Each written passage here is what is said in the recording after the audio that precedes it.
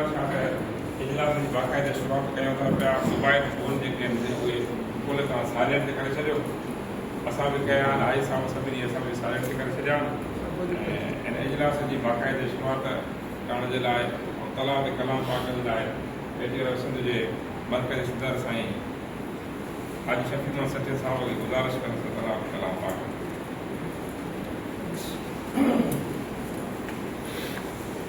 बिस्मिल्लाहिर्रहमानिर्रहीम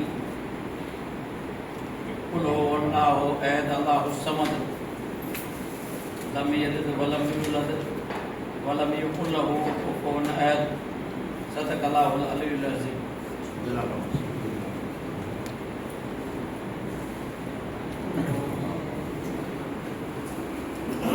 दोस्तों अॼु पेटीअ सिंध जी पहिरीं वर्किंग कमेटी जो इजलास पेटीअ जी मरकज़ी सेक्रेटरीट हैदराबाद में पेटीअ सिंध जे मरकज़ी सदर साईं हाजी शफ़ी सचे साहब जी सदारत में शुरू थी रहियो आहे ऐं हिते जेका अॼु एजेंडा आहे पहिरियों त मां इहो क्लियर कंदो आहियां त हे जेके दोस्तनि खे असां फ़ाइल ॾिना आहिनि इन फ़ाइलनि ते जेके बि एजेंडा जे हवाले सां तहरीक जे हवाले सां जेके बि दोस्त तजवीज़ ॾियनि असांखे राया ॾियनि इन फाइल जे पोयों ॿ अछा पना बि आहिनि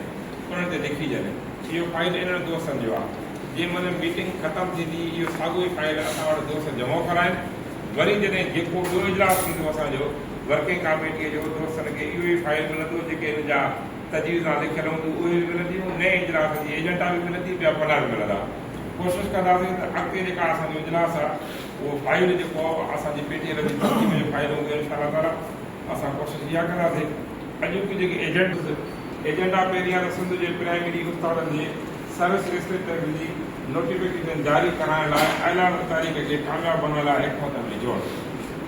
नंबर ॿी एजेंडा आहे सिंध जे इम्कानी विरहाङो कंप्यूटर में थोरो मिस्टेक करियो आहे इन खे तव्हां सभु दोस्त ठाहे छॾिजो विरहाङे ख़िलाफ़ हाउस मां किरादात पास करणु उस्तादनि खे मुक़ररु वारी तारीख़ खां पको कराइणु बदिलनि जा इख़्तियारात डीओस खे ॾियणु कैंपस कलेक्टर ऐं हाफिज़ स्कूल में किराएती उस्तादनि जी ख़ासि फीमेल टीचर खे हिरासमेंट न वारा सलूक लाइ हुकूमत में जोड़णु किराएती उस्ताद जी रिटायरमेंट आर्डर केसनि जी मंज़ूरी ऐं काउंटर सिग्नेचर लाइ डायरेक्टर साहब पारां निकितल हुकुमनामो वापसि कराइणु बायोमेट्रिक सिस्टम खे ज़िले सतह ते राइट कराइणु सिंध अंदरि प्राइमरी स्कूलनि में पुराणो सुपरवाइज़ निज़ाम बहाल कराइणु स्कूलनि जी वधायल 1 कलाक टाइम खां एनरोलमेंट घटि